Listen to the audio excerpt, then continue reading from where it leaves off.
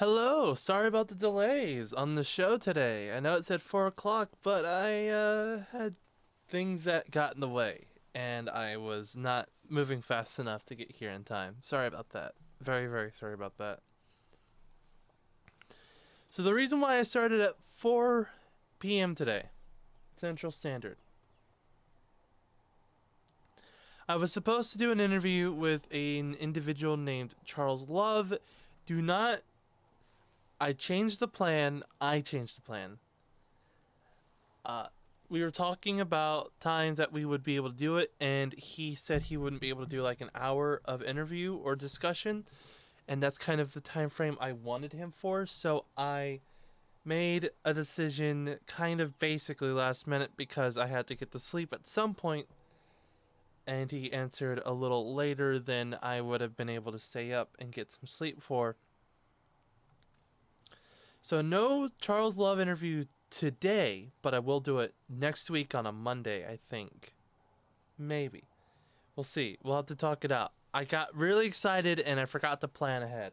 That is entirely on me. I hope he's not too upset. He seems to be a very nice guy. He just didn't get a whole lot of information out of me when he needed it for his part, so that is my bad.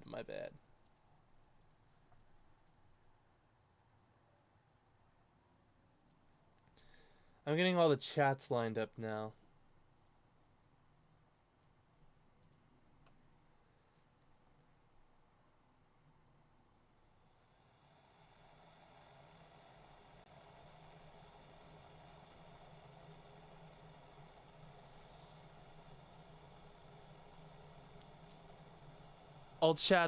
Old locals chat for Arcade is dead. New chat live.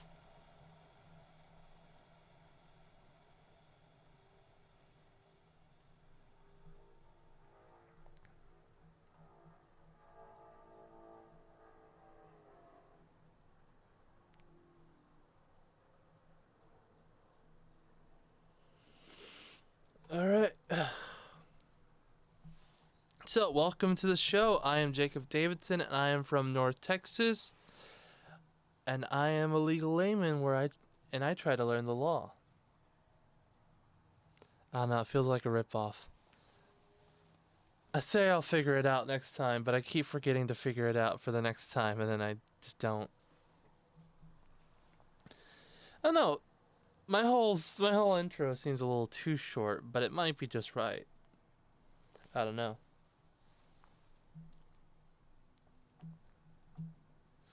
So yeah, the interview with Charles Love will hopefully happen some other day.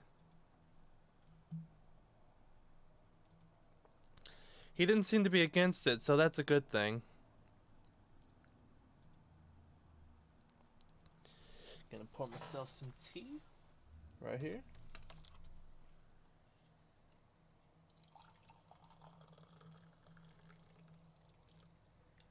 Went with a higher temperature today because the tea leaves have been wet and in there for like a day. And I figured that would be better for them.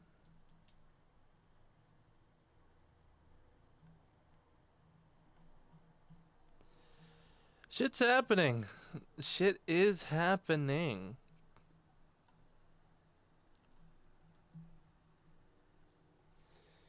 Don Lemon and Tucker Carlson out of their fucking jobs. Tucker Carlson gives a speech, I believe.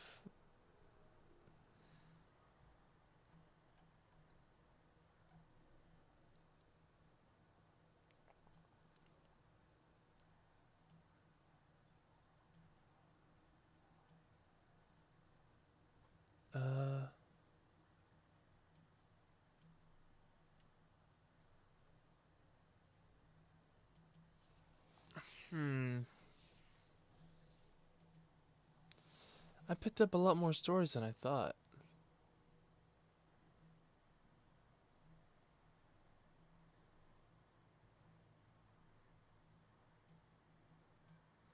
Got a few opinion pieces. I think I set up for a 3-hour show by accident.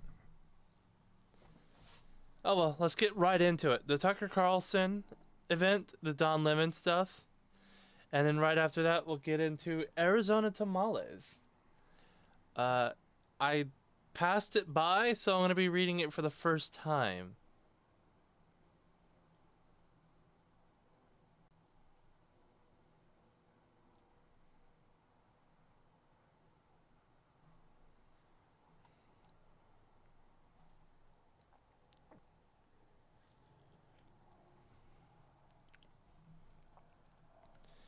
Alright, we'll start with The Hill. Also, I have something to show off. In the case that I do interviews from here on, I think I'll be able to do them all through StreamYard. So I'm going to show this off really very quickly. So what you see on the window right here is a screen. However, it's a StreamYard screen. Unforced dark mode? Yuck. Oh no, I see the borders of it.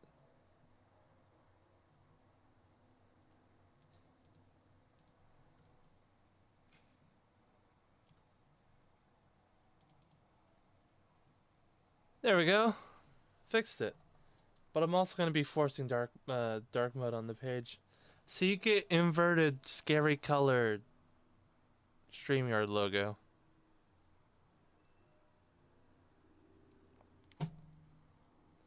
I should patch this as like my main camera.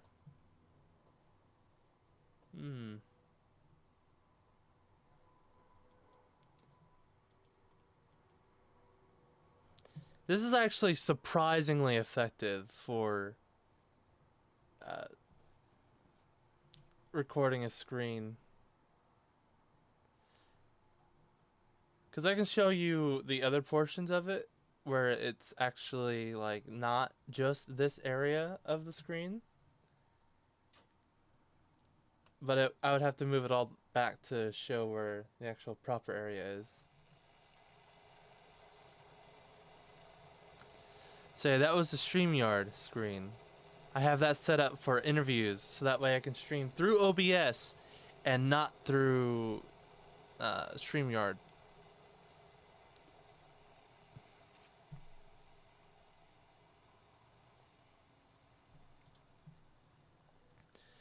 Alright, so we'll get into the topics. I only have like an hour 30 now, so I'll try to burn through them as quickly as possible. I should still stream tomorrow. I kind of want to hang out with my mom again before she goes back to work. And my stepdad's back in town, so I'm going to hopefully hang out with him. I'll probably still stream because my brother still works, but after I stream and he gets off work, we're going to go visit them. That's, I think, the plan. I don't know. I'll get in touch with them. Anyway, to the topics. Tucker Carlson and Fox News parts way. The Hill TV, I think this is being influenced by the dark mode. We thank him for his service and to the network as a host, and prior to that as a contributor to the network, said. Carlson's last show as Friday, the network said. Fox said it would air a new program called Fox News Tonight at 8 p.m. and start Monday evening as an interim show held by rotating Fox News personalities until a new host is named. Carlson was Fox's top-rated primetime host, netting an average of more than 3 million viewers per night, the most of any pundit on the cable TV.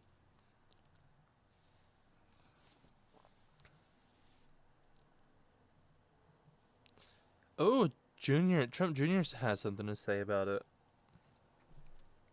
Oh yeah, and Fox Talks sync after that.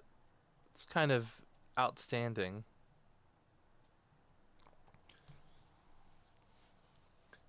Carlson's departure from the network came less than a week after it agreed to pay $787.5 million to settle a defamation lawsuit brought by Dominion Voting Systems over the coverage of former President Trump's claims of voter fraud and the company's software. They're presumptively false. if we look in favor of Dominion. I won't say they are, I won't say they aren't. I'll leave that to you. Depositions taken by Dominion's lawyers exposed private communications from top hosts at the network, including Carlson. In one widely publicized text exchange with the fellow primetime host Sean Hannity and Laura Ingraham, Carlson said he hated Trump passionately, and he called the former president's claims of voter fraud insane. Carlson's show launched in 2016 and regularly featured controversial guests and segments on matters of race, immigration, and other hot political topics of the day. His hour-long opinion program, which featured an opening monologue and a guest interview, often acted as a proving ground for Republican office seekers and conservative activists looking to broaden their reach with voters and donors. Earlier this month, Trump set for an extensive interview with Carlson, which the former president used to bash Democrats in the media. News of Carlson's departure broke during the network's afternoon Outnumbered program, with host Harris Faulkner echoing the outlet's public sentiment, saying that it had been a mutual agreement thanking Carlson for his work at Fox. During his recent appearance on the network on Friday, Carlson indicated that he expected to be back on its airways on Monday. That's it for us this week. For the week, Carlson said as he signed off, "We'll be back on Monday."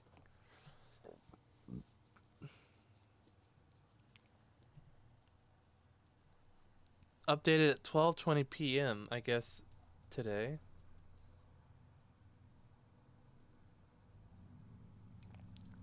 Carlson spoke at an event on Friday for the Conservative Heritage Foundation, at which he formerly was a copy editor and a fact checker at the organization, now defunct Policy Review Quarterly. Heritage President Kevin Roberts said after Carlson's speech, "If things go south for Fox News, there's always a job for you here." "You saved me before," Carlson replied.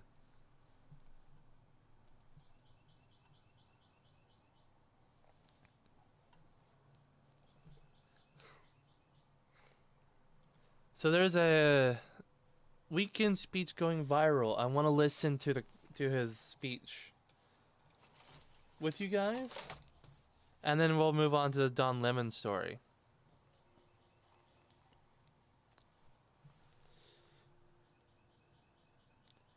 Unmute.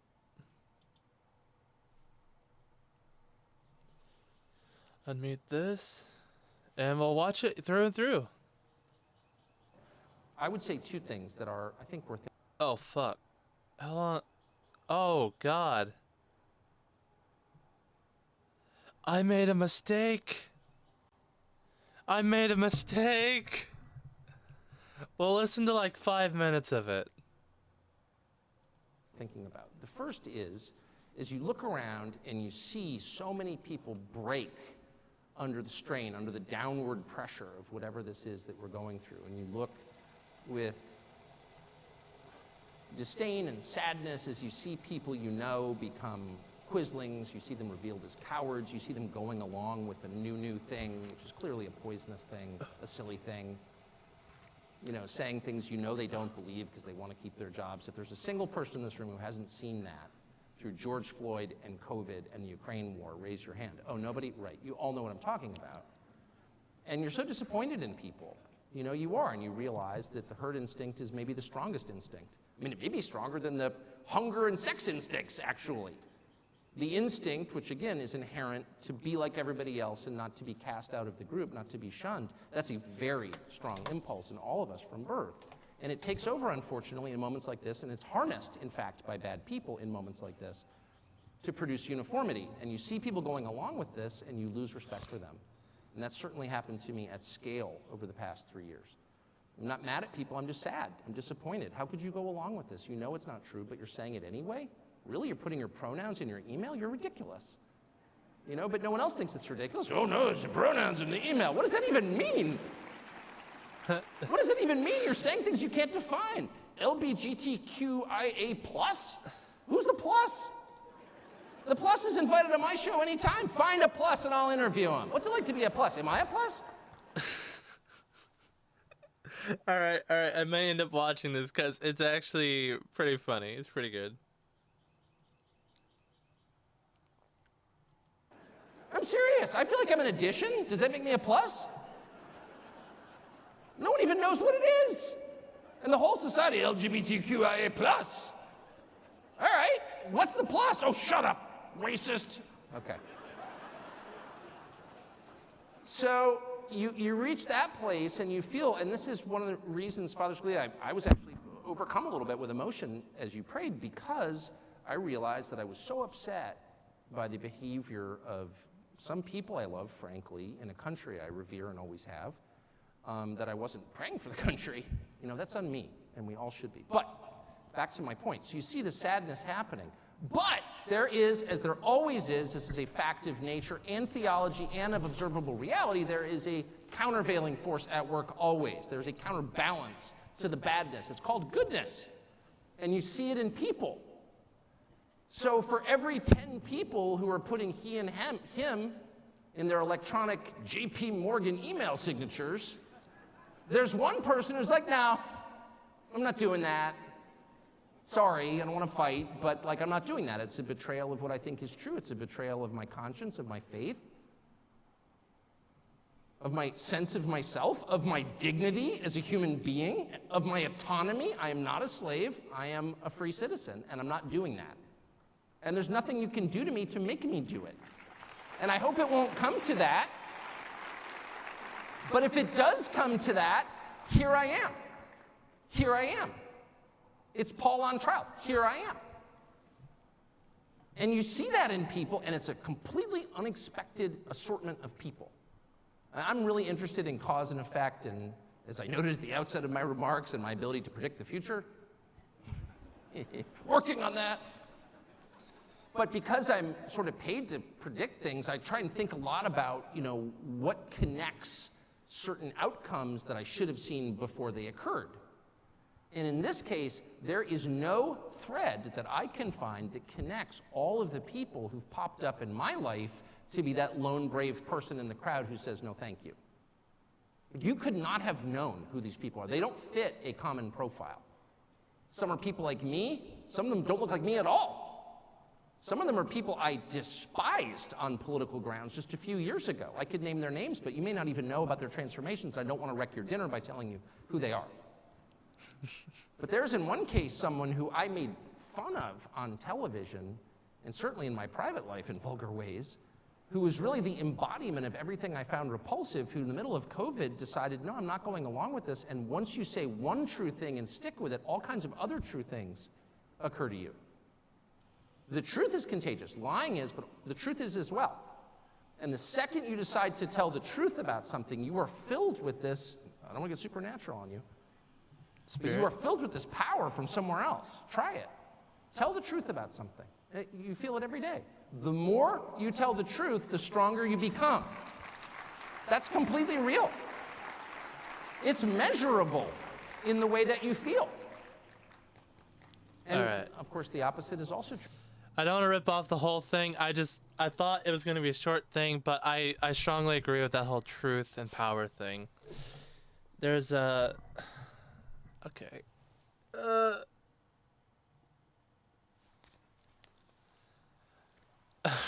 I hate you. I hate you, my friend.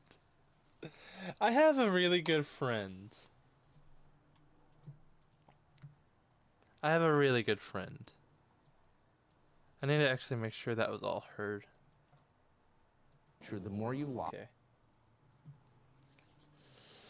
I have a really good friend who was talking to me about words are power or words have power. And I was basically saying that was stupid. That was retarded.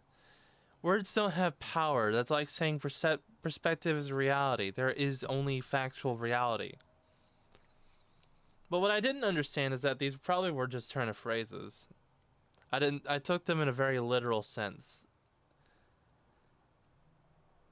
And maybe he meant them in that way.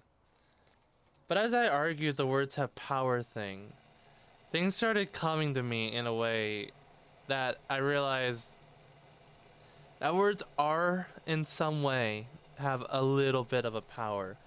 My problem with his thing was that there was circumstance around the words and authority behind who said those words. And apparently the phrase takes into account that aspect regardless, so I was kind of fucked when I said words don't have power, or that phrase, or rather I said words don't have power. I didn't say that phrase wasn't correct. But circumstances around words are what gives them power in some way.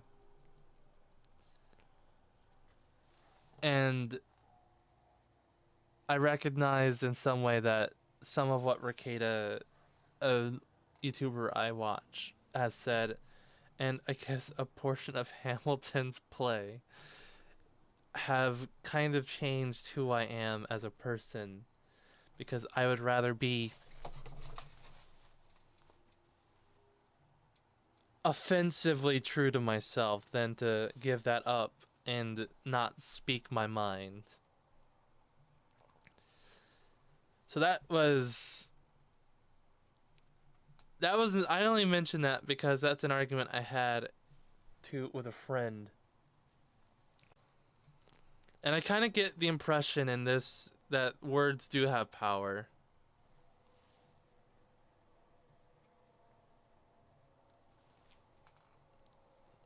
I guess it kind of goes with the power of prayer as well.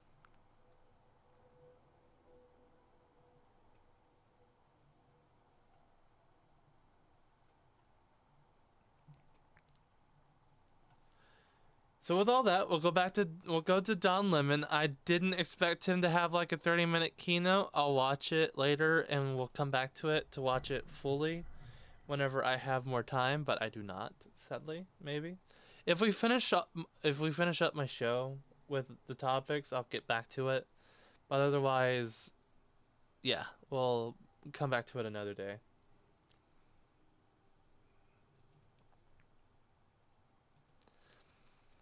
Don Lemon got fired the other day. I'll find his tweet. Just give me a second. I'm gonna go back to this.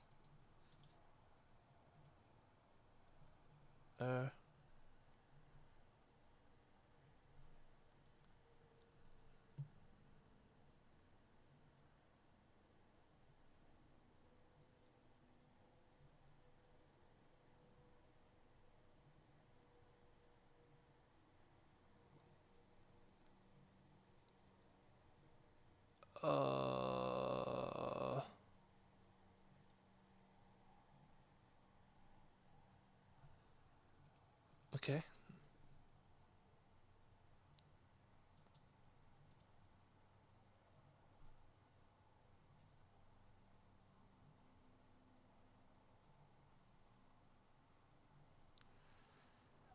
Let's. There's a funny tweet. I'll have it liked so I can go back to it. Non Le Monde.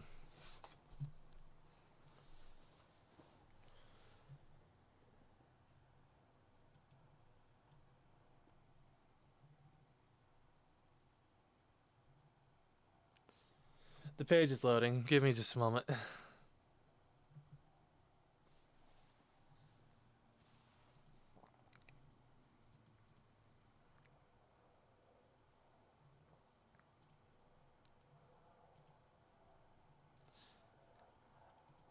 Alright, so Don Lemon said, I was informed this morning, this is yesterday, by my agent that I have been terminated by CNN.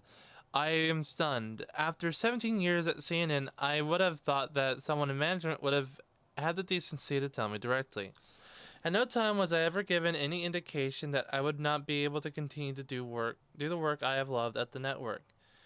It is clear that there are some larger issues at play. With that said, I want to thank my colleagues and the many teams I have worked with for an incredible run. They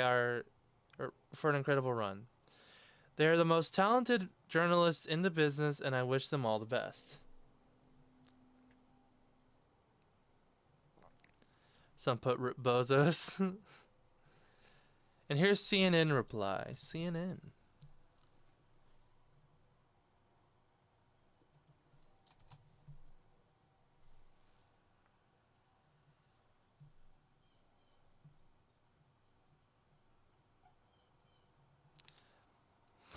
Don Lemon's statements about this morning's events are inaccurate, or is inaccurate.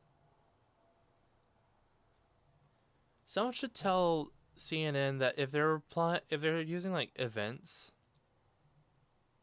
some form of plural, and then some word like is, it should be are. This morning's events are inaccurate, not is inaccurate. He was offered an opportunity to meet with the management, but instead released a statement on Twitter. Ho ho ho.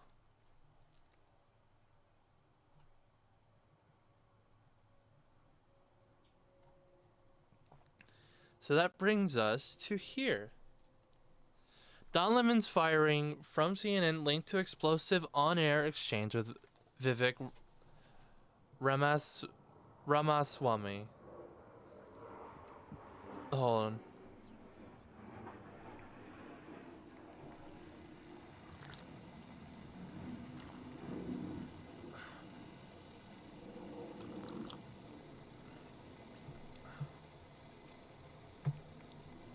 Don Lemon announced his termination. You know, I realized I forgot to do something. These tags are not proper.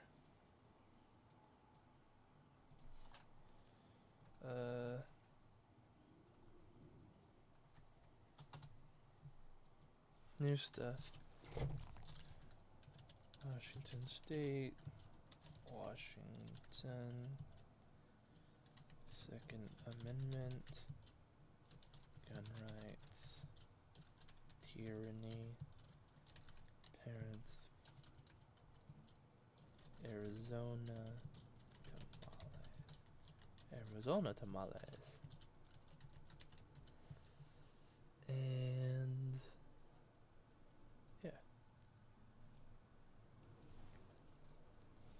Sorry, I realized I forgot to change all that.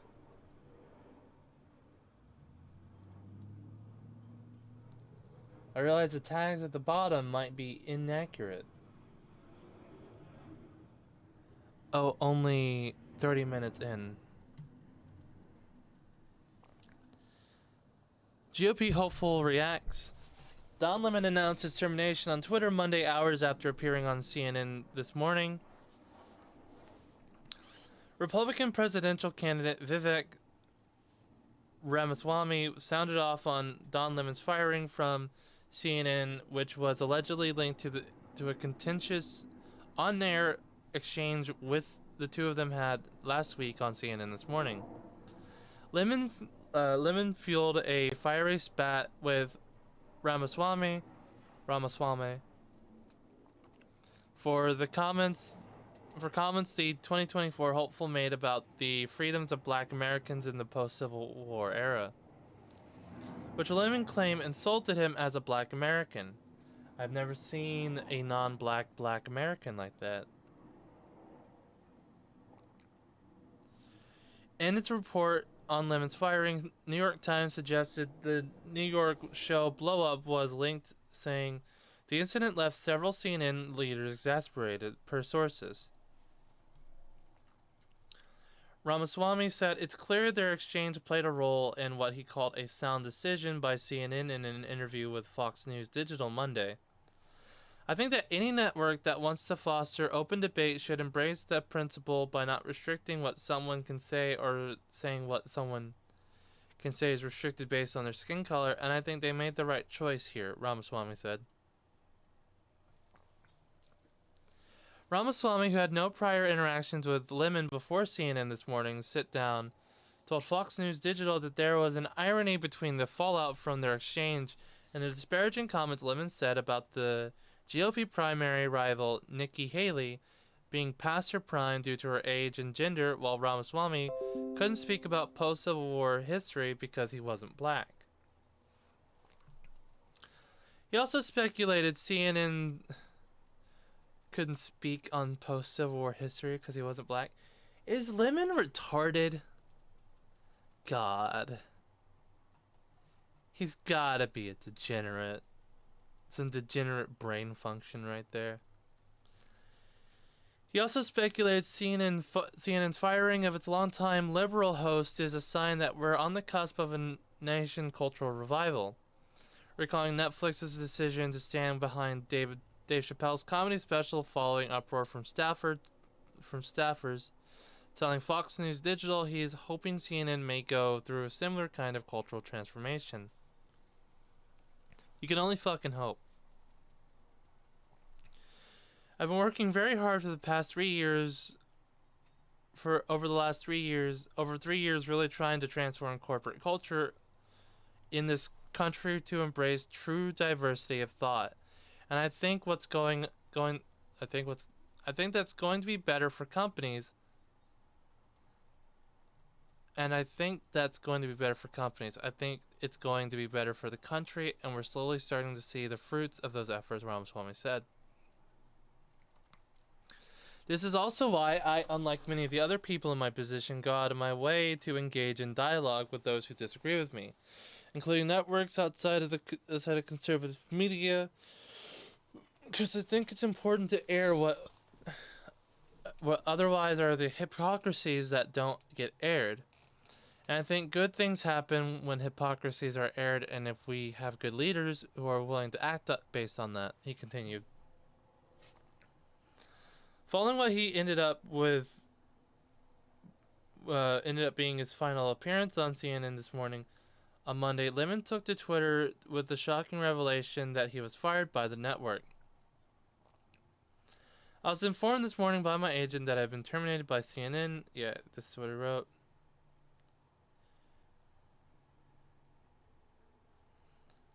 CNN, which had characterized the firing as parting ways in a statement that followed Lemon's tweet, pushed back at the former anchor's characterization of what transpired, saying, "Yeah, he had an offer from management, but they didn't meet up."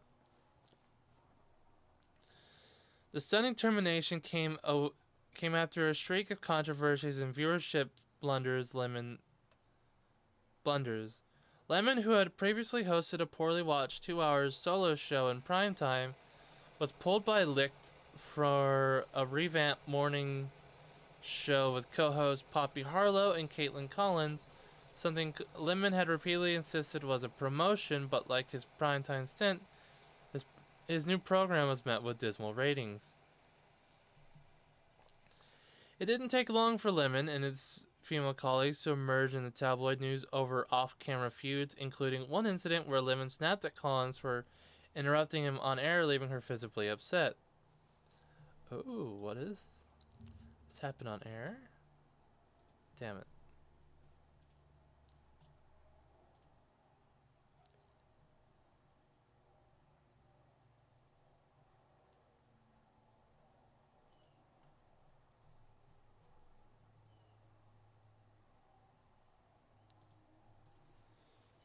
Let's get the fucking camera rolling. We got 13 seconds to get everything set up. Slack's perfect for that sort of communication. Yes. Oh, I had it on still. It's a reality. Hang on one second. So I'm just saying that if there is more interest in a men's sport, the business people, the people who make money off of sports, will put that on television because we live in a capitalist society.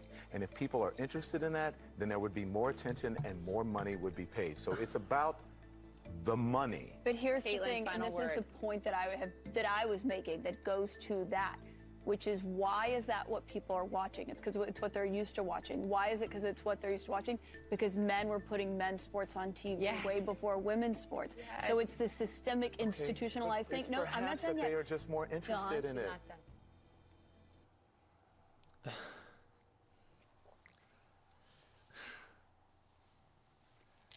What a hypocrite, though. Let me finish what I'm saying. I'm gonna cut you off and say what I'm gonna say. I get it, but like, man, if he wants to be the high ground of moral character, what a hypocrite.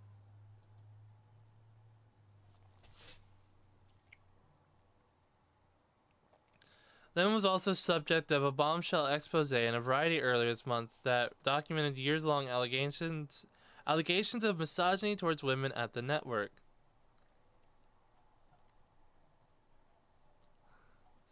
So he's got a lot of things going after him for his firing.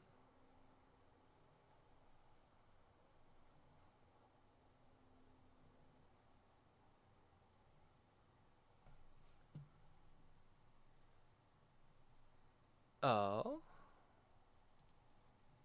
This will be another one to watch.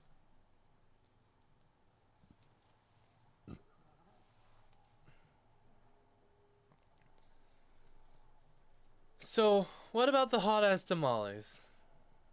What about them? Let's figure that out. Because I'm curious. Because it kind of appeared on my news aggregate, and I did not know what the fuck it was about.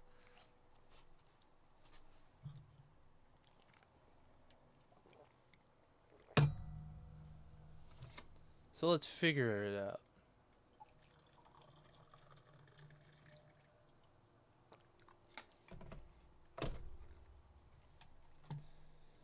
Probably, since I've only got an hour and 30 minutes or so to stream, yeah, I'll go ahead and do it now. So before we do that, I usually do this at the hour mark, but I'm going to be doing it at the, basically between half hour and then last half hour mark, or just a little bit after the first hour is done. Because I want to do 2 of them per show, and I started very late.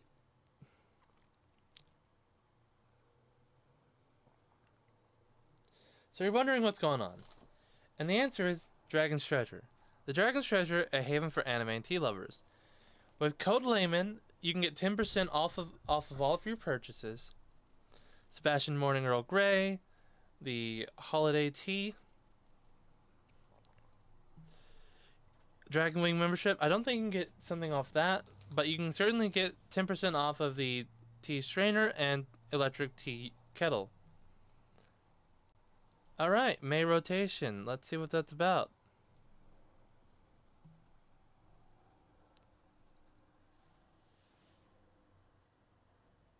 If Iroh's Legacy is out, I'm gonna be a little sad.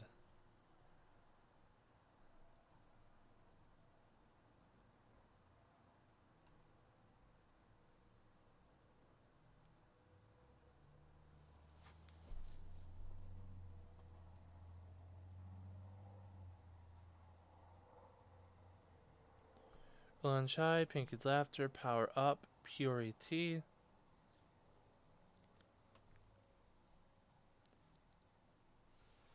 Season 2, we're gonna have two brand new teas joining us, along with 2 current beta teas coming out in full rotation. 2 brand new teas are Red Hot Chocolate Cake, Afternoon Treat teas. The beta teas are Lover's Taboo and Waifu's Kiss. Additionally, we're going to start permanently rotating some underperforming teas from our catalog to make room for more. The first tea for this is going to be Springtime of Youth, so stock up on it while we still have it. Alright, you heard it here. Get some of these tea while they're still in rotation.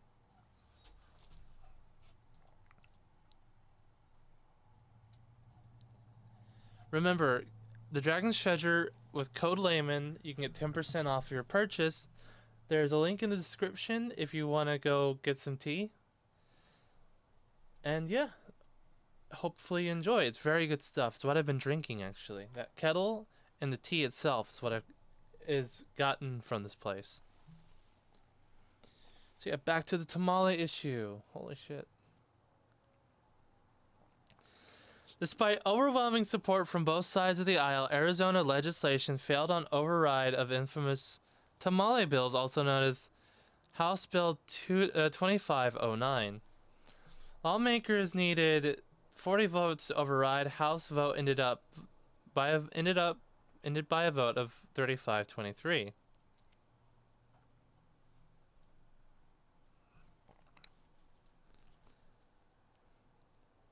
All right, so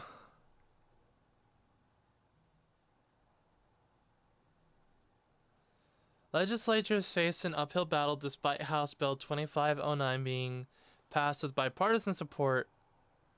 If the override had been granted, it would expand the list of what can be sold in a home kitchen, including hot foods. House vetoed it after facing opposition from the Arizona restaurant industry. If the override had been granted, it would expand the list of what can be sold made in home kitchen. From the Arizona restaurant industry and the Arizona Department of Health Service, citing food safety concerns. A short time after the veto, Senate Democrats revealed that they were going to side with the governor on this through the initial bill passed. With their support, Senate Democrats released the statement that reads, the bill, which will recognize has some benefits, also has some concerns brought forward by health advocates after the final vote.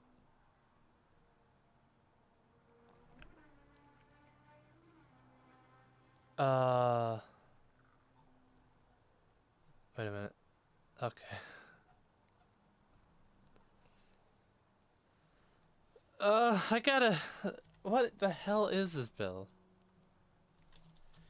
Arizona. The news was basically just that it failed to pass. Or the veto failed.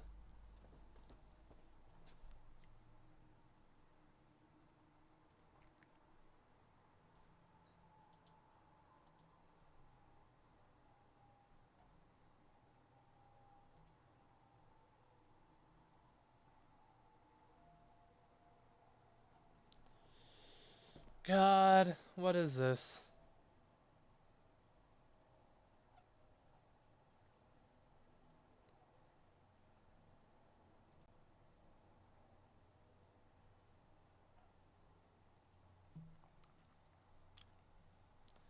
$23,419.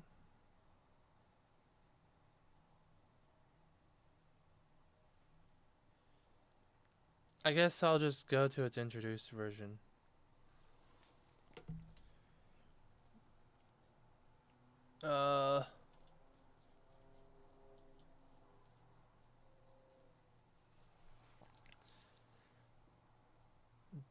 Powers of Deputy of Director, compensation of personnel rules, and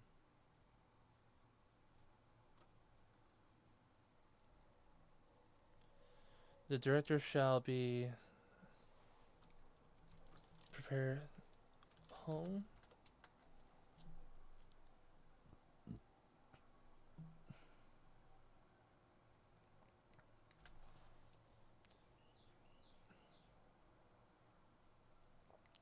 A cottage food product that is prepared in the kitchen of a private home for commercial purposes, consistent with Chapter 8, Article 2 of the title, at home. So, home.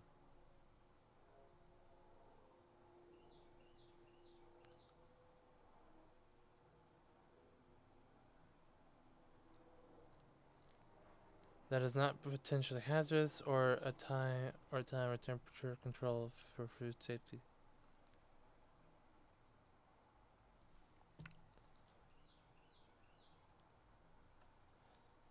So, is this bill legit just a you can sell food from home now? Or it was going to restrict?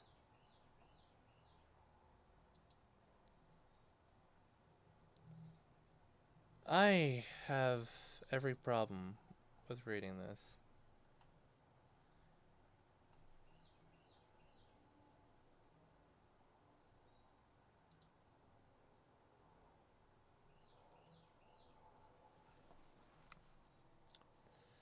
Legislatures.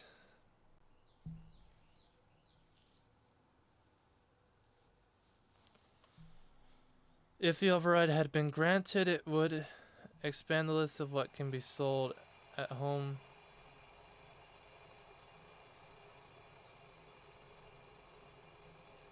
Alright, so if the override was granted, it would have expanded the list of what can be sold made in home kitchen.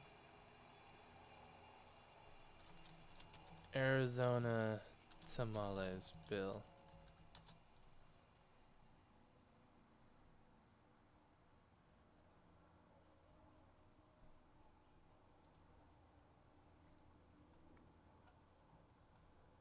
Oh.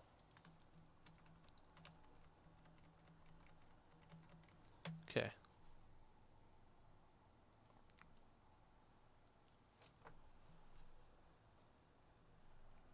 Arizona did not make it easy. I'm just in here to look for substance of the bill. Citing concerns about the potential for foodborne illnesses as well as rats and insects in home kitchens.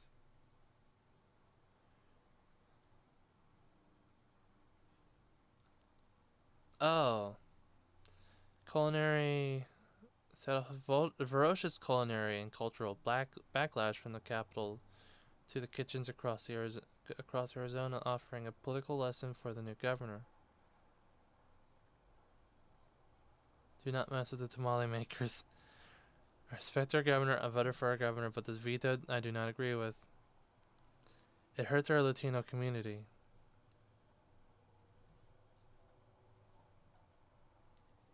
Oh, so the Democrats getting in the way of people. Okay.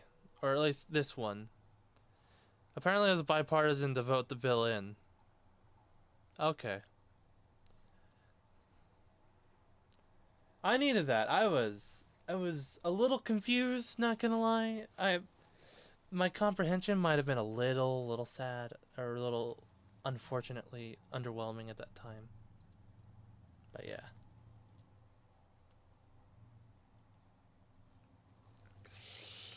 Tamales though.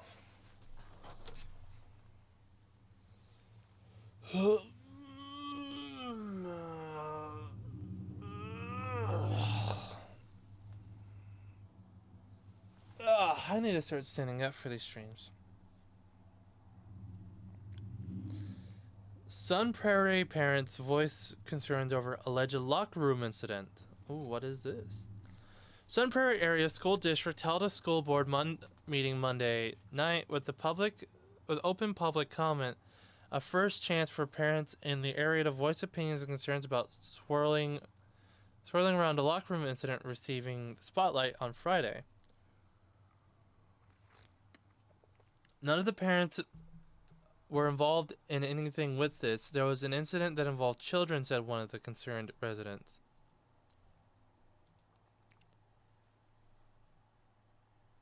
What is...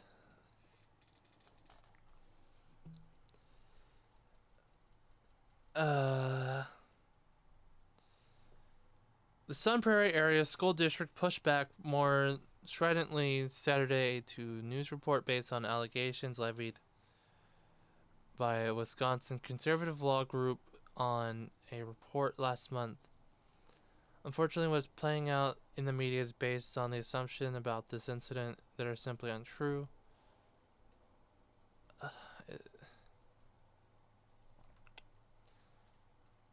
What? Okay, so the district officials sent a letter to some Prairie East high school families in the matter. In it, Sarah described the article as inaccurate.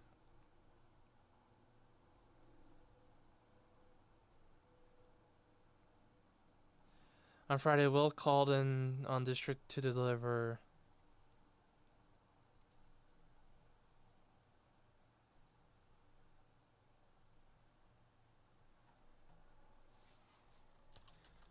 locker room.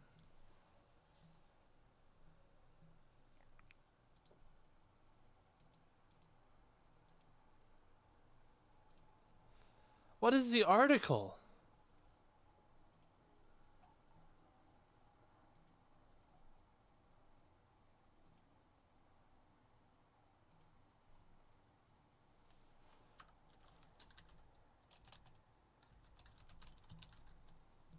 Locker room incident.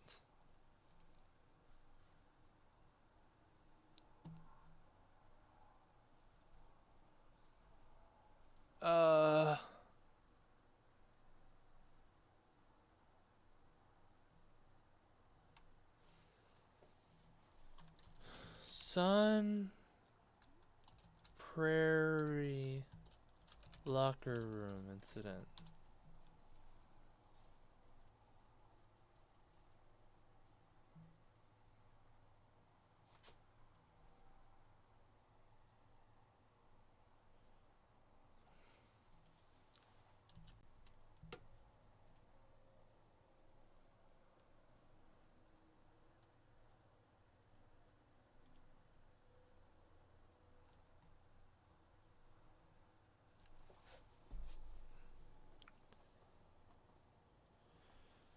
Wisconsin Institute for Law and Liberty.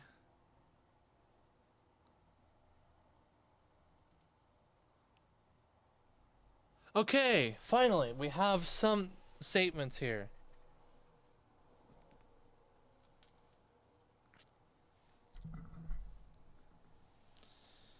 Alright. Our attorneys at the Wisconsin Institute for Law and Liberty recently became aware of an alarming incident involving a violation of a freshman girl's privacy while in Sun Prairie East High School locker room. Although the parent who reached out to Will attempted to resolve this issue with Sun Prairie Area School District, administrators, the response by the district to date has been completely inadequate. We're calling on you to address this immediately and put policies in place that will protect the safety and privacy of all students and provide public notice of what those policies are. Alright, here's the incident described. On Friday, March 3rd, 2023, 4 freshman girls at EHS participated in a swim unit as part of their first hour physical education class. After the class, the girls entered the girls' athletic locker room to shower and change for class. Upon entering, they noticed a senior male student in the area containing lockers and benches. It is our understanding that the male is 18 years old at the time of the incident. According to the girls, this student was not in the first hour PE class they were participating in. While the girls were surprised to see him in the locker room, they had a general idea that the student identified as transgender and used girls' bathrooms before. While they were uncomfortable, they proceeded to to the shower area without interacting with the student. The girls entered the shower area with their swimsuits on, which was their common practice as they rinsed off, and as they began to shower, the male student approached them and entered the shower area and announced, "I'm trans, by the way," and then undressed fully, showering completely naked right next to one of the girls. He was initially turned towards the wall, but eventually turned and fully exposed his male genitalia to the 4 girls. Understandably, the girls were caught off guard and shocked, closed their eyes, and tried to hurry up and leave the shower as quickly as possible.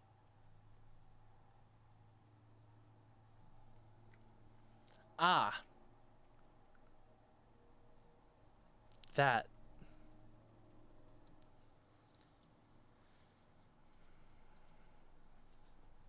So that is the incident these parents are concerned about.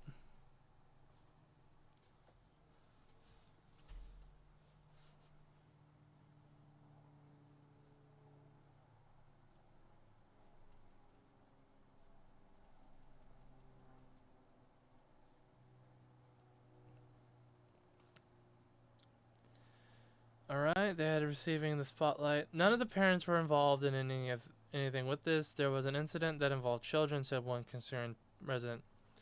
The issue centered around allegations about an incident from early March brought to light via letter to the district from Wisconsin Institute of Law and Liberty. In the letter, Will alleges 4 women were in the locker room showers. The letter says a person came into the shower, said, "I'm trans, by the way," and undressed. When in the world would it be permissible for someone with a male body part to shower with 14-year-old girls, said a despondent grandmother. In the letter, Will accused the district of violating Title IX requirements by not properly notifying the Title IX coordinator of the incident. A letter sent out by the school Saturday following the response statement Friday said, Unfortunately, what is playing out in the media is based on assumptions about this incident that are simply untrue. If any aspect of the situation is accurate, specifically if male genitalia was displayed in front of 4 female students, this is an issue, said a disappointed mother from Sun Prairie. The letter went on to say, the simple truth is that this incident should not have happened, but it did, and the district addressed it long before the recent publicity. We went to the school district to really take a hard look at how this was handled, and what steps that they can put in place to make sure this incident doesn't happen, said Will Director of Education Policy Libby Sobek. Again, that includes getting a real clear policy about what are the rules around accessing a single-sex locker room. In Monday's meeting, parents also called for transparency, criticizing the response from the district. The emails are vague, and you've lost the benefit of the doubt, said a father. During the meeting, the school board said it would not be addressing the public comments that did not pertain to the agenda items, but did allow for more than the standard 30 minutes allotted to allow anyone who signed up a chance to speak. The district also says it cannot comment on an incident due to student privacy.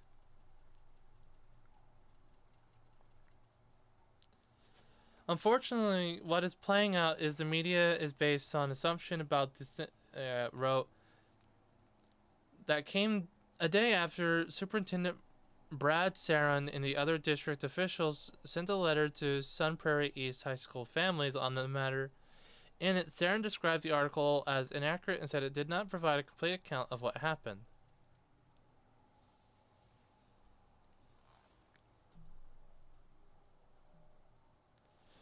Did not provide a complete account or an accurate account? Because if it's not complete and there's more that happened in the locker room, then I would be very interested to know what happened. Oh, fuck.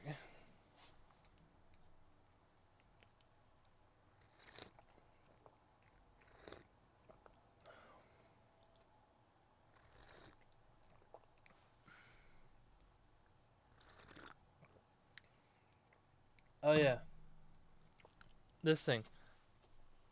I saw at a Walgreens that they're no longer doing free COVID tests. So that was interesting.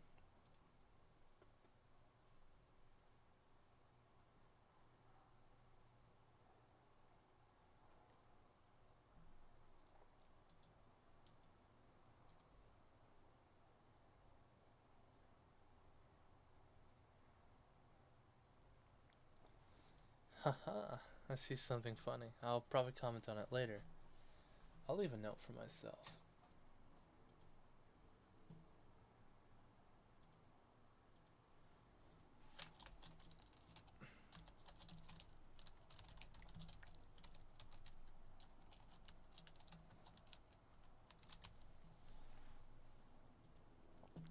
So that's the Sun Prairie thing.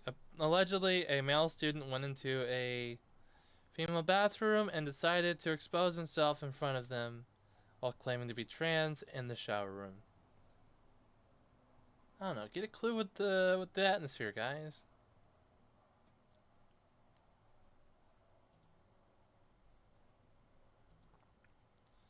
I'm so glad it took like 18 different tries to try to find that article proper.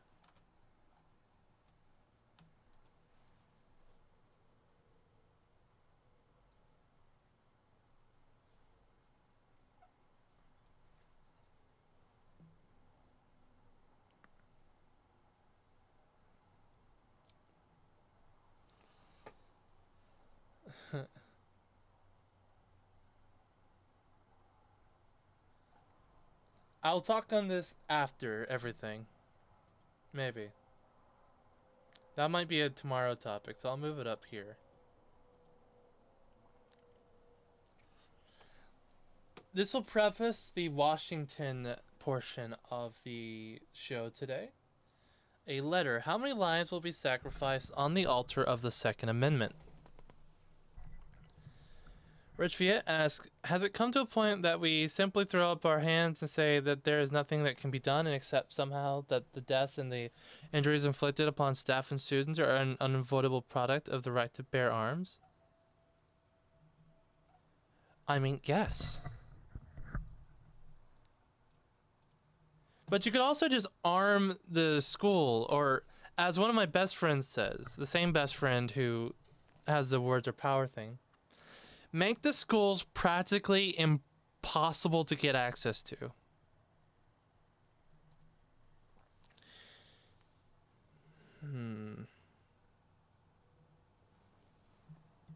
Maybe that'll work.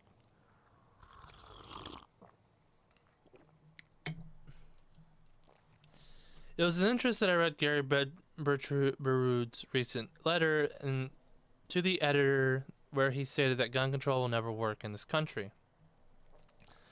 I read it with interest because I'm currently in my 38th year of working in public education in North Dakota and Minnesota.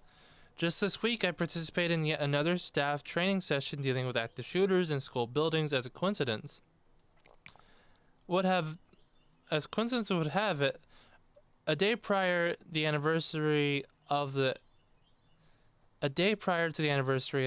April 20, 1999 shooting of Columbine High School. I'm glad I was born in 99 and not a high school student in Columbine in 99. Over those 38 years, I've lost track of how many staff development sessions have been devoted to active shooter drills. Every day that I'm at work, I consider where I am in the building, the location of the nearest exit, watching students as they enter the building, and in the morning and monitoring the main entrances of the school when I pass by, and when on bus duty in the afternoon. For those of you who do not work in public schools, know that the security of students and staff is close to the forefront of the consciousness of some staff members.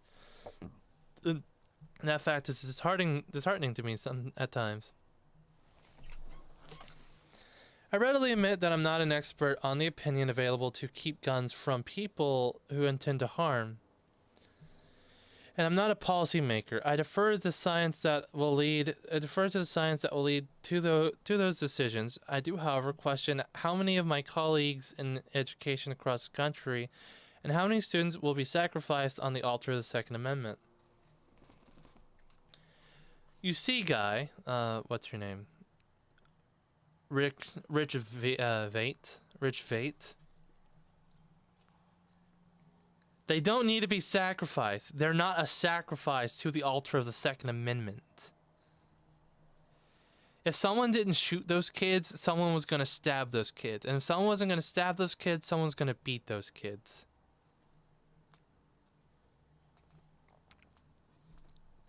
And if not those kids, it would have been somebody else. Someone who seeks to do harm will always do harm. Sure, the tool might be a little more convenient, but the tool is simply that, a tool. You can't stop a person from doing that. Not only that, you can't stop a person who's going to illegally get a gun from getting a gun and doing the bad acts anyway. There's no altar, there's no sacrifice.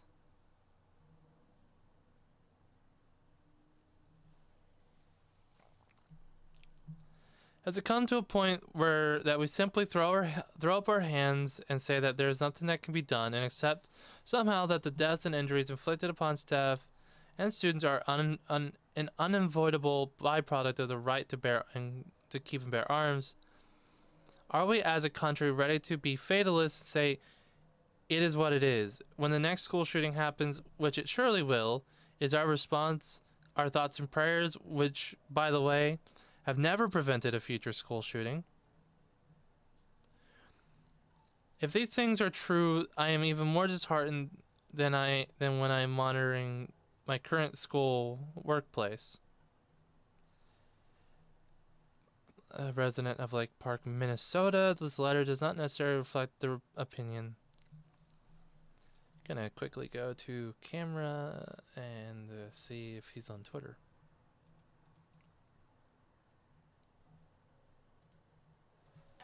Rich Viet.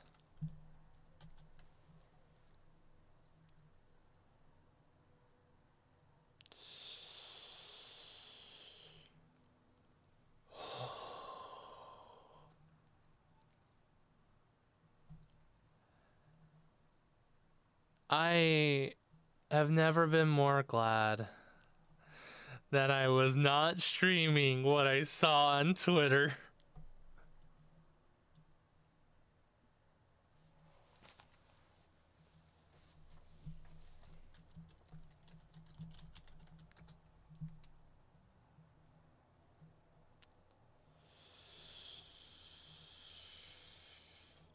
Oh, that would have been so bad.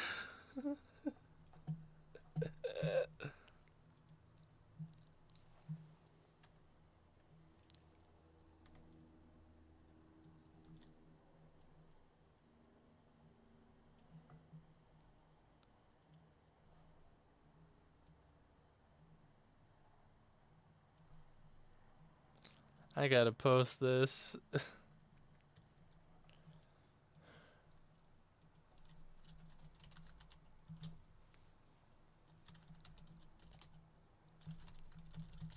Find if someone was on Twitter only to turned the stream to camera mode just to be safe. Found this while doing this, doing a search. Check the bottom.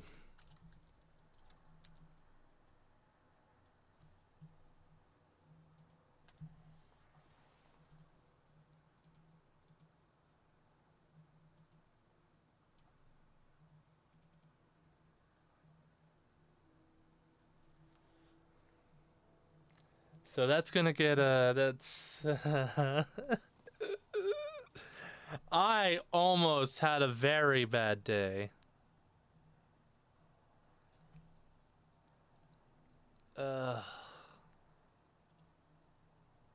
In forum.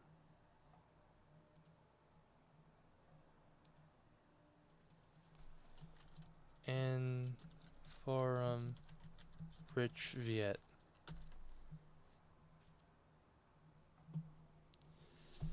Nope, looks like he's not on Twitter, so I'm just gonna go back to it.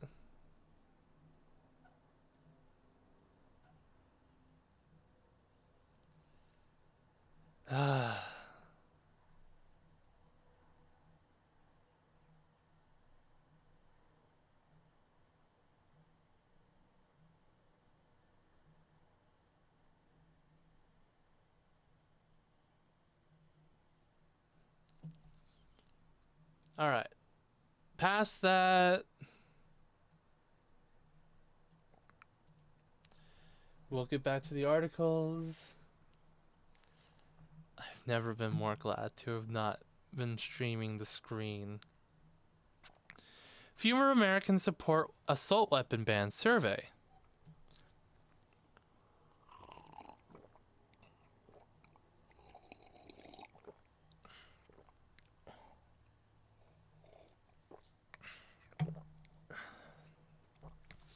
Less than half of Americans in New Monmouth Monmouth University poll said they'll support an assault weapon. It just my thing.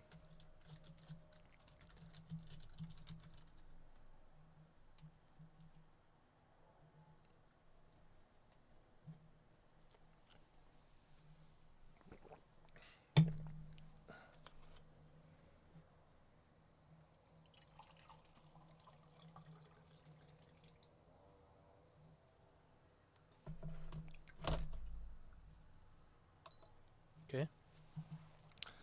Less than half of Americans in Monmouth University poll said they'll support an assault weapon bans in the country. Down from similar poll taken last year.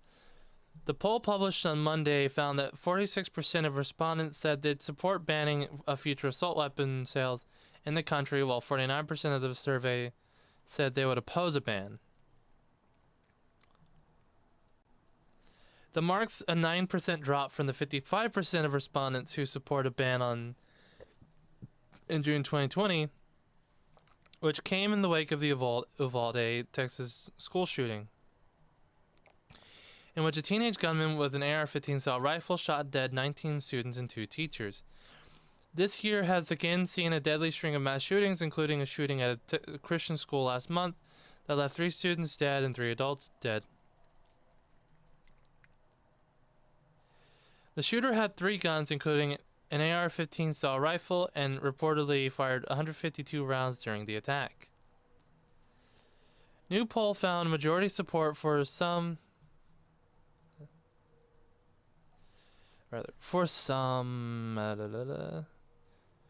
other gun control measures. Nearly 3/4 of respondents said they'll support a federal red flag law that would allow police to temporarily take away the guns of someone who poses a threat to themselves or others. Of course, this is not what it actually does. It presumes that a person is, by fact, crazy, threatening, or able to be a threat, and the police will take the gun away and will basically not return it.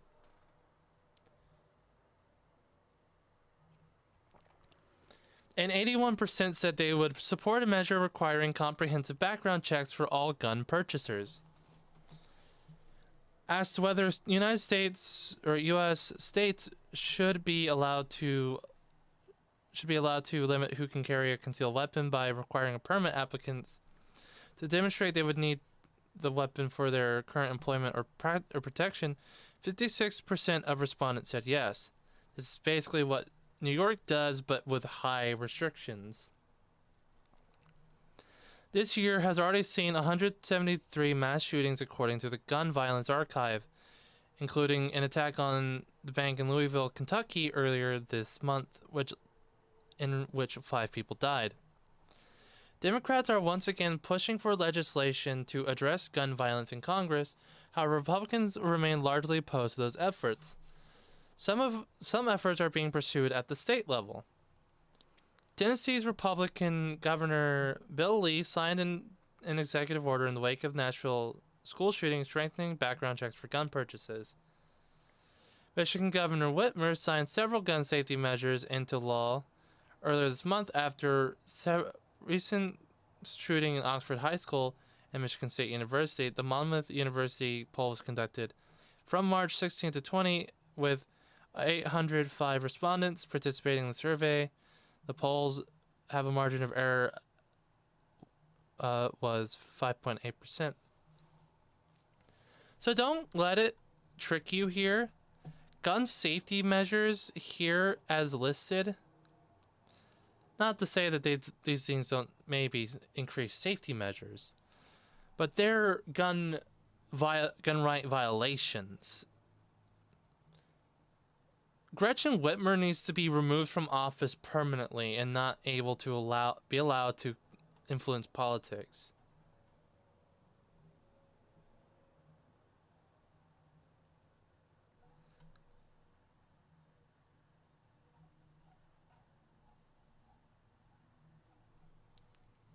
And that primes us for the Washington Tyranny segment. Washington governor signs big gun control package including assault weapons ban. He claims no one needs an AR-15. Many semi-automatic rifles now legal to buy in Washington state under one of the 3 new gun control laws. The mood at Washington state capitol was jubilant Tuesday as Governor Jay Inslee signed into control a trio of gun right violation bills, one of which immediately bans the manufacture, purchase, or importation of so-called assault weapons. Party safely tonight, the governor told supporters after signing the bills. Inslee and the Attorney General Bob Ferguson, both Democrats, pushed for gun control package. With governor's signature, Washington becomes the 10th state to adopt an assault weapons ban.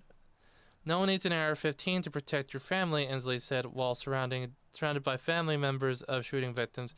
You only need it to kill other families. All right, I am going to control myself. Governor Inslee. Governor J. Inslee.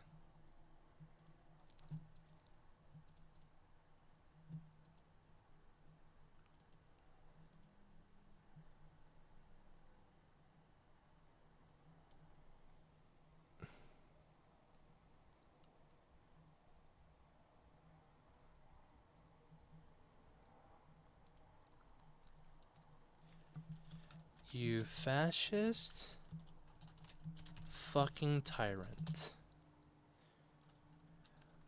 You don't need an AR-15 because you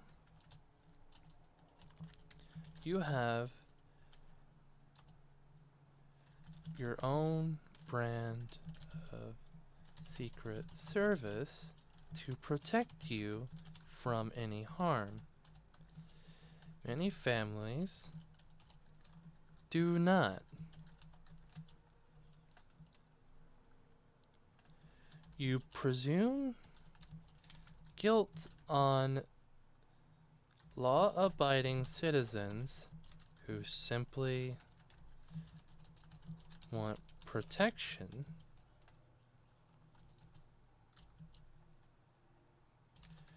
which makes you the reason the Second Amendment exists.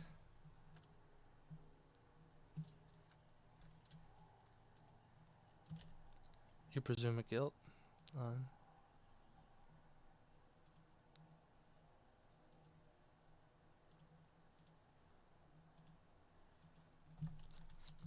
if good society still exists and people are steadfast to their rights, you should be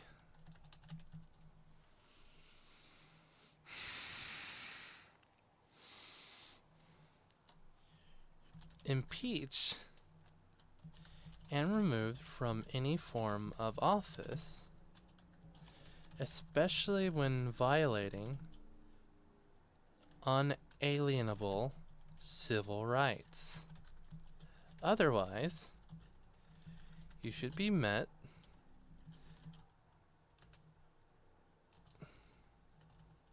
with the same force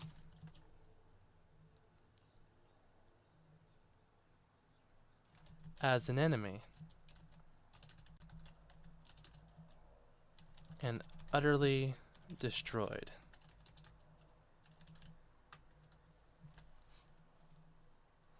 I do not have any regrets for what I say, and if anything happens to these string of tweets, I will have them saved to re-upload and republish for the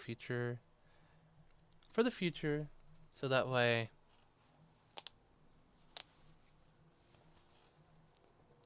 he can go fuck himself. Jay Inslee, you rat tyrant. No one needs to own an AR-15. You don't need to own one. You've got protection. You don't know what anybody needs. If you knew better, you would have vetoed this immediately.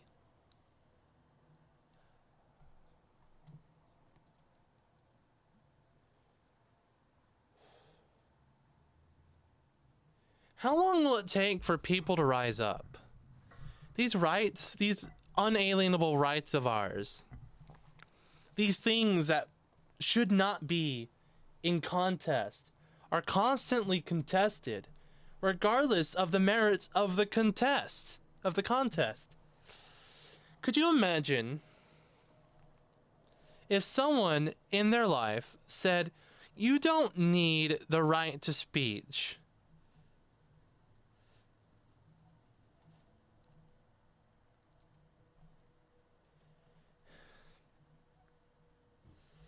That's gun bill you got there. It would be a shame if I ruled it unconstitutional.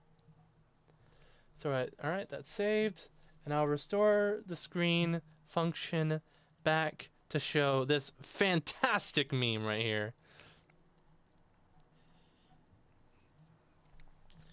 Imagine for a moment if someone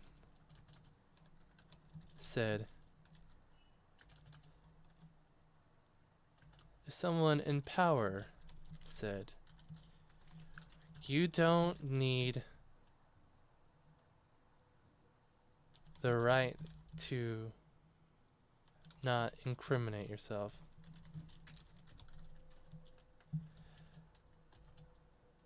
No amendment has been treated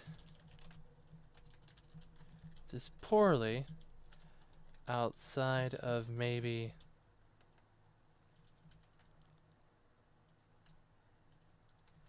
the amendment is readily attacked by the state as much as the second.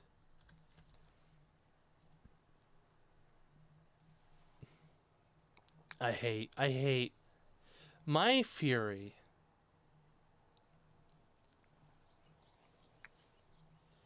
He is a state actor with all of the power.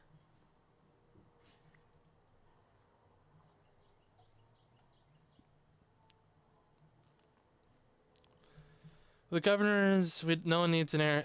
You only needed to kill other families.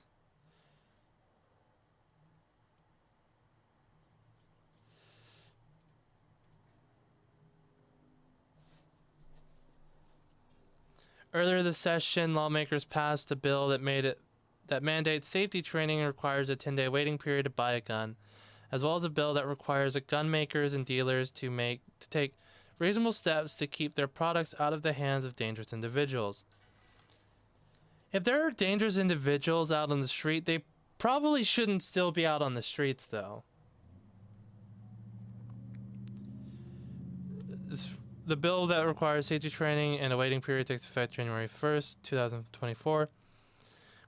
We lead the country in so many ways, and we're leading this country, and we're leading on this. I'm not sure any state has taken 3 steps on one day.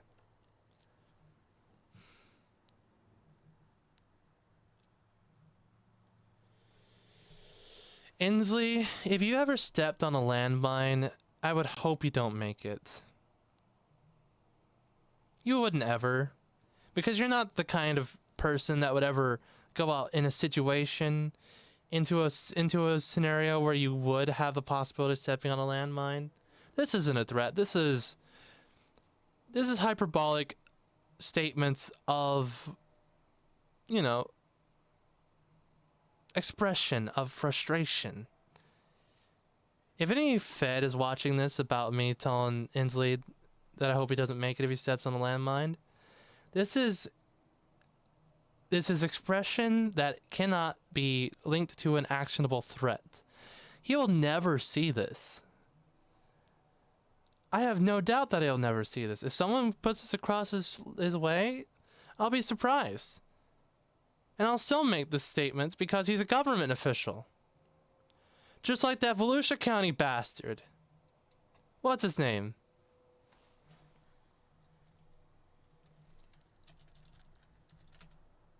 Volusia County Sheriff Mike Chitwood. You know, the rat bastard that will violate rules to get someone arrested for statements that are protected under the First Amendment.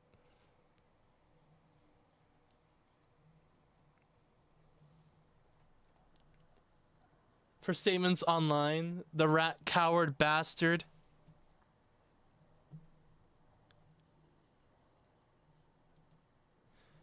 If I had it my way, these people would be silhouettes shown from a light post.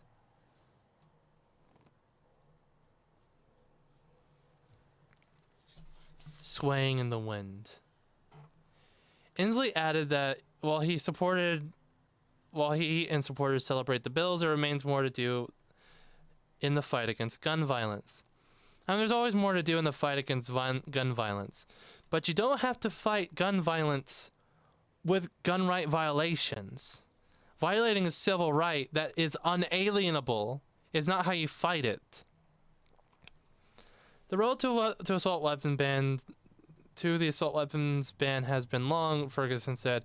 He first pushed for it 7 years ago after the deadly shooting at Mukilteo house party.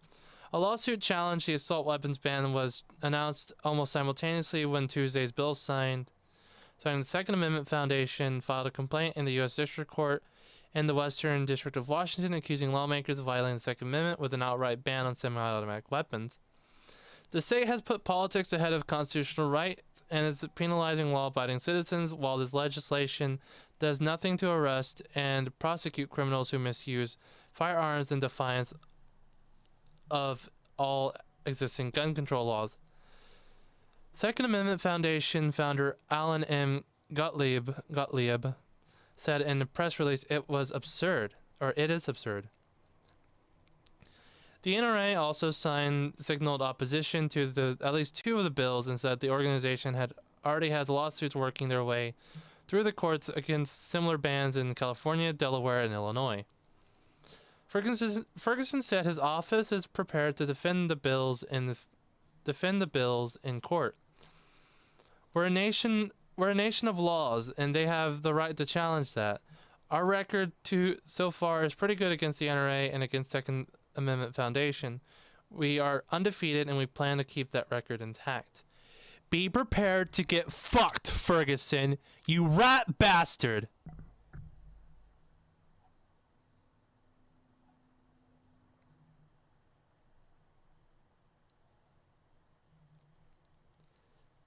I have never seen people take so much pleasure in reveling in the idea that they can violate civil rights.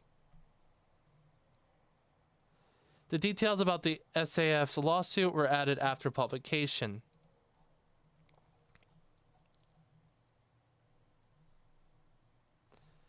Hey, Second Amendment Foundation, if you ever find this, have you considered also arguing that the bill's intent maybe could have some basis of violating rights on presumption of a guilty aspect, with the statement from the governor himself?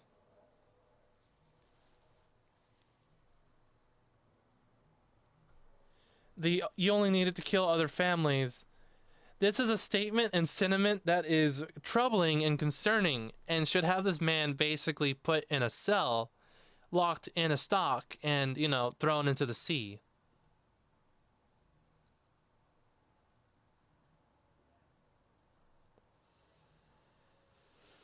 What else do I have? I think that's about it for today. Now let's see how long this GOP thing is.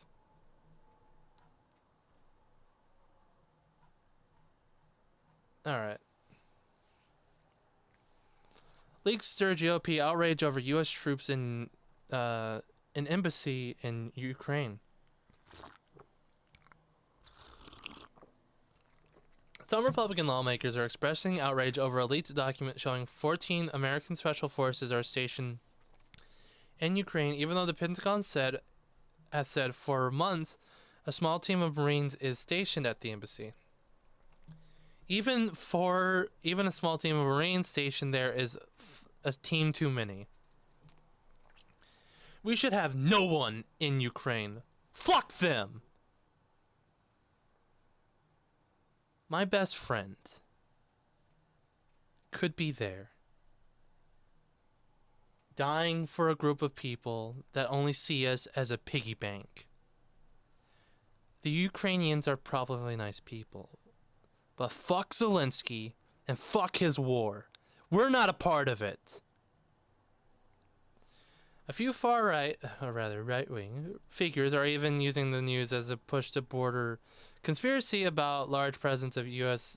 troops in Ukraine, which they say possesses the risk of direct fighting between Ukraine and Russian forces. But the Biden administration says the U.S. troops are providing security and helping the oversight of American weapons in Ukraine, an effort that Republicans have pushed to increase. Corey Mills, this guy, Republican in Florida, who shared his criticisms on Twitter, told The Hill that the U.S. presence in Ukraine is opening the doors to mission creep.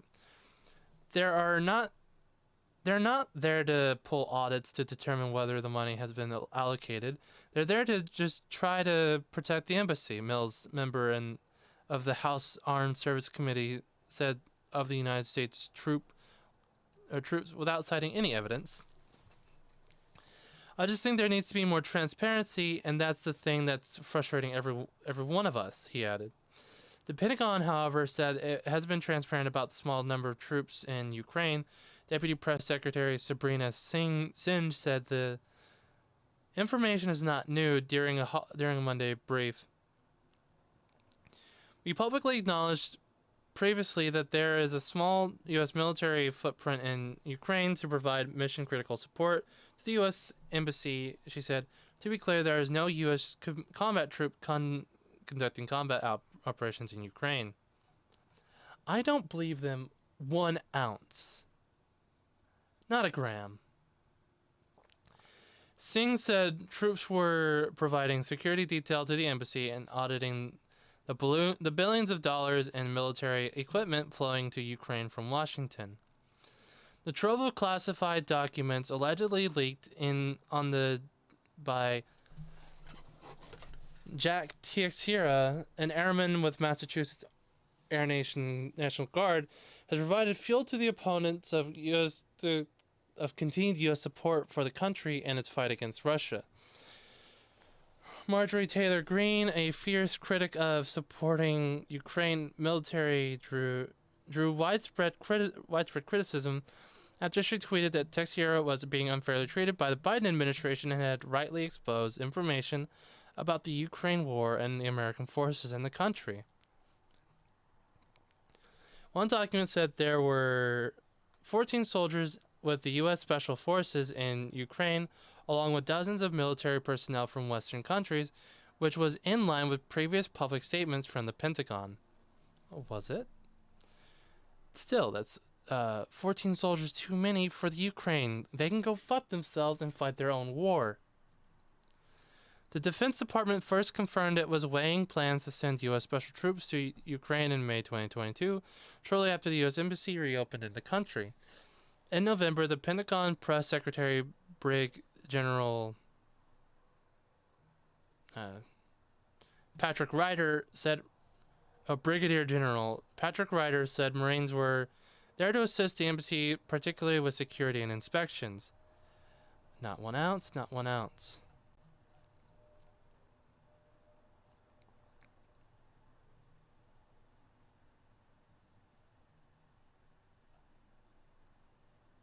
Where was I?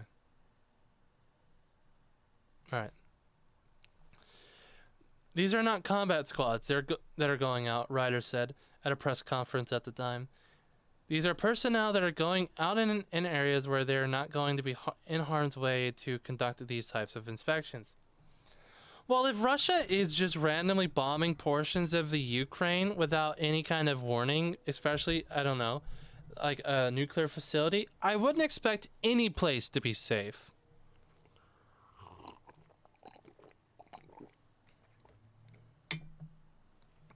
Still, some Republicans have seized on the document and accused the Biden administration of dishonesty when it pledged it would not put boots on the ground in Ukraine's fight against Russia. Matt Gaetz introduced a resolution this week that would force the Defense Department to disclose how many troops it has in Ukraine. The Biden administration and other allied countries have been misleading the world on the state of the war in Ukraine, Gaetz said in a statement.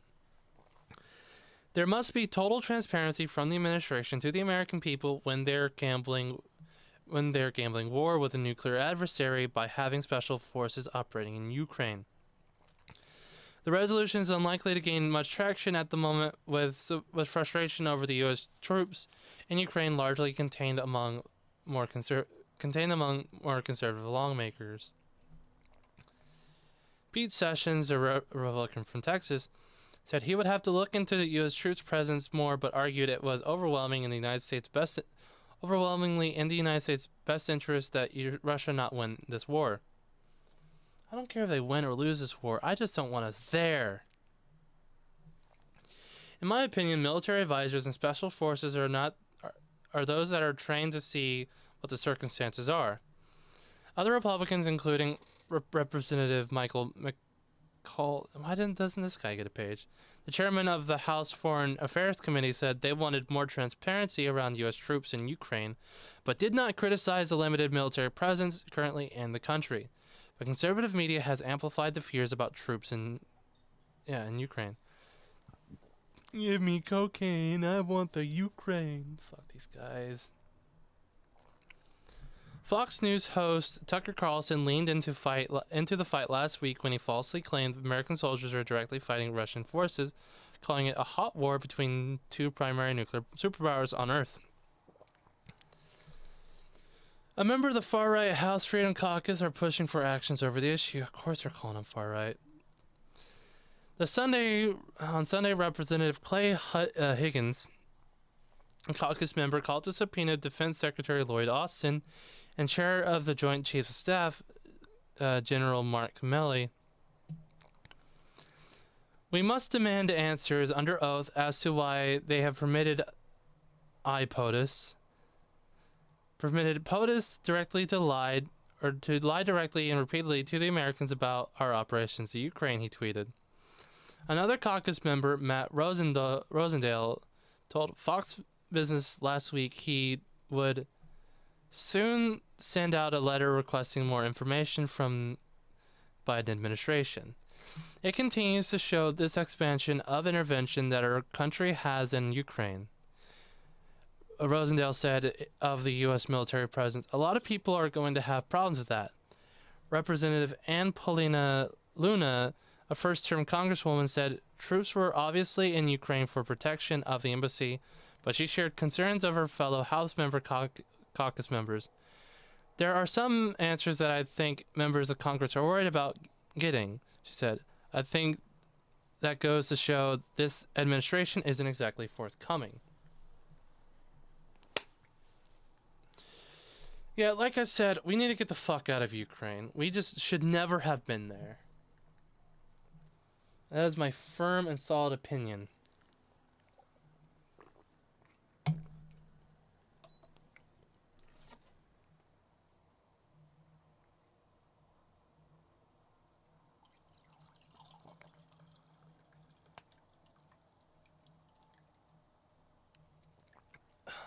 Fuck, I realized I forgot to touch on a topic that I may have wanted to touch on. Real quick, let me get to it with the camera. I said that might have been the show, but I obviously have other ideas. Fort Worth Police.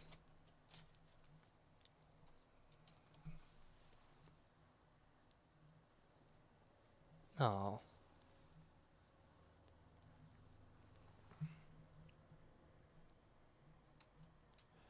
All right, so there was a statement of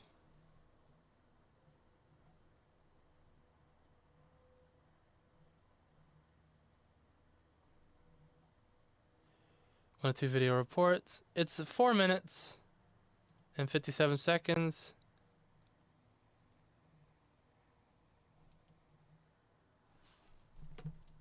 I'll cover this tomorrow. No, I'll cover this tomorrow. I'll have it brought up for everybody, but I'll talk about it tomorrow. How about that? Fort Worth Antifa.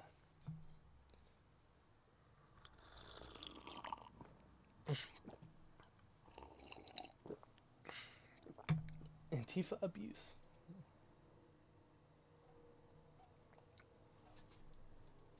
Like, with all that,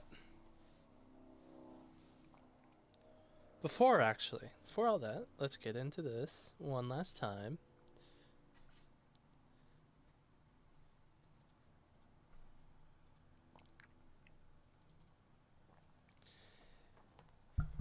The Dragon's Treasure, a haven for anime and tea lovers, is the best place to buy some tea and tea products.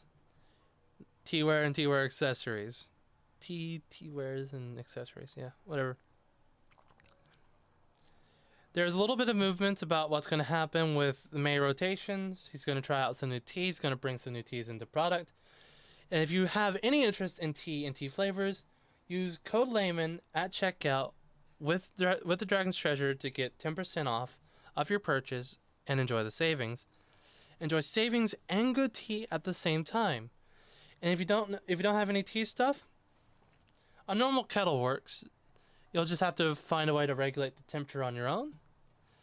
But you can also get this utility kettle and tea strainer. The combined cost of that is like $83, $84,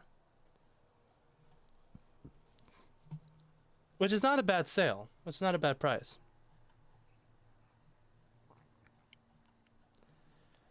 But yeah, code Layman at Dragon's Treasure to get 10% off your purchase, and you can enjoy any kind of tea. You can also do sample packs of the tea, so if you don't know which kind of tea you like, you can always go and get a sample pack and try them out. I got 2 sample packs. Hopefully they're not the same between the two. Wait a minute. Oh. And I will share with you guys the new flavors that I get to try out. And that's that for that. The rest of this is basically just gratitudes and signing off. So I'll do that with you guys.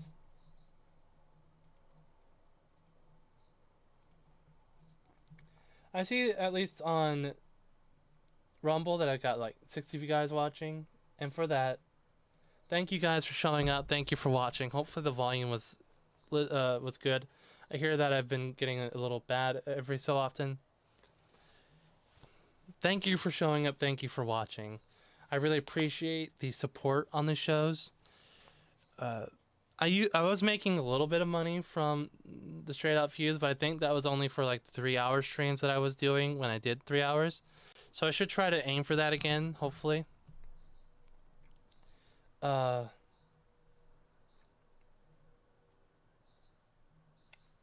If you like the show, please go and watch.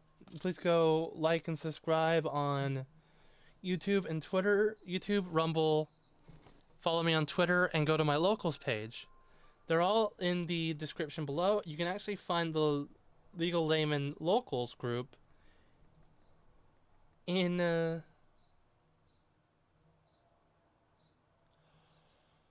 oh fuck. Oh damn it. I made a mistake. I need to change that. I need to fix that right away. The locals link in the description does not lead to the locals to my locals page. You can only find that on Rumble. My bad. I realized they changed the link and I forgot to have them change it. That is entirely on me. I am so sorry about that. I will change that right away and I will have it adjusted for everyone else. Legal Layman at .locals.com. That is a drastic mistake on my part. But yes, once again, thank you for anybody who came to watch. Thank you for anybody who will come to watch later. It means the most to me to have some support in this endeavor. If I can make it work, I will definitely work with it. And that is my alarm. Nice. If you remember, if you like it, like and follow on YouTube and Rumble. Follow me on Twitter. Follow me on locals at legallayman.locals.com. Those are the best ways to support. I would prefer any support go to locals. It's like Patreon, but it doesn't censor your speech or punish you for off-platform behavior. But you can't do porn there, unfortunately, for some people. With that, thank you for coming. Thank you to anybody who will be coming to watch on the replay. I cannot express appreciation enough. It means the most. And with that,